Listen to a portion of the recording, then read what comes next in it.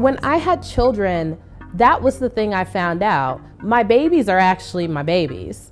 My business is the thing that puts food on the table. It's the thing that enables the generational wealth that I want to create for my babies. And so just really making that differential between what is truly important and what, you know, kind of can come or go. The business can change, the employees change, the vision, maybe the goals change over time, but my kids will always be my kids. My husband will always, well, hopefully he'll always be my husband. But, you know, it's like these things are the cons that you need to invest your time in.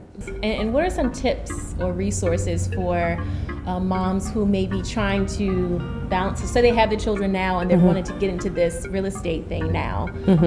What's some advice that you can share with them on how to make that work? I would say, you know, start small.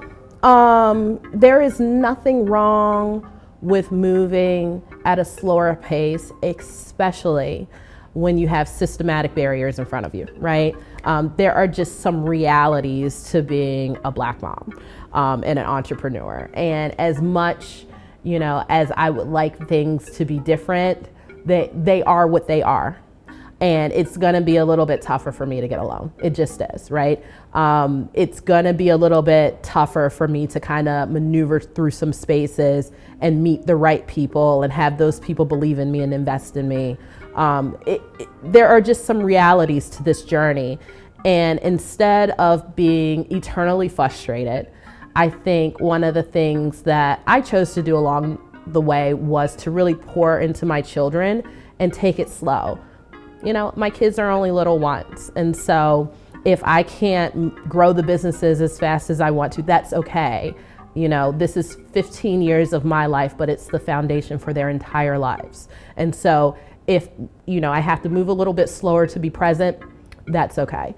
You know, you just kind of build it brick by brick. And once you know your family's stable, you know, hit the gas again. But while they're little, take the time. And you homeschooled for 2 years. I did. It was so fun. I was so bad, you guys. It was so bad. You know, homeschooling was a learning experience for me. I wanted to take the time to spend with my children. I thought as long as they could read and count, that was okay. Didn't realize they needed to read and count at like increasing levels. But we had a lot of fun, you know. There was one experience that stands out to me where we were studying the states, you know, American history. And I said, you know what? Instead of sitting in this house, let's go to Georgia. So we took a midnight train to Georgia, and we toured. There's actually a midnight train to Georgia. Go figure. So we took that train and we walked around, you know, Savannah and South Carolina, and just stayed. And those are things that you can't really do when you're in school, but homeschool allowed us some of these experiences that I think can last for a lifetime. That's beautiful. And then what did it look like homeschooling and working? So how does it, or even now, like what does your day-to-day look like? Because your daughters are how old? They're 8 and 6. 8 and 6. All right. Mine 8 and 4. Yay. My boys. And so, yeah, what does your day-to-day look like? So I think one of the things, it's kind of like this little secret that mom entrepreneurs keep sometimes, but I'm going to tell all of you. Please. The secret is help. Okay. So I have had a full-time nanny for over 5 years. I've kept a part-time assistant for the past 10. And I think mom entrepreneurs need that. You cannot do everything. It is physically impossible to do everything.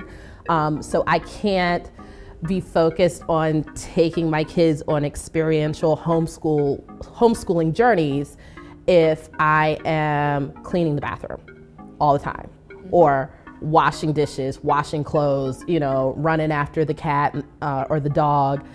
There's just not enough time in the day. And so, you know, I tell all of my mom friends and my mom entrepreneurs, you know, what is the highest and best use of your time? What is the thing that you can do that no one else can do, right? And that's where you spend your time. And that's not washing the dishes. It's not washing the dishes. It's not, someone else can do that, but it is spending time with your children in a meaningful way.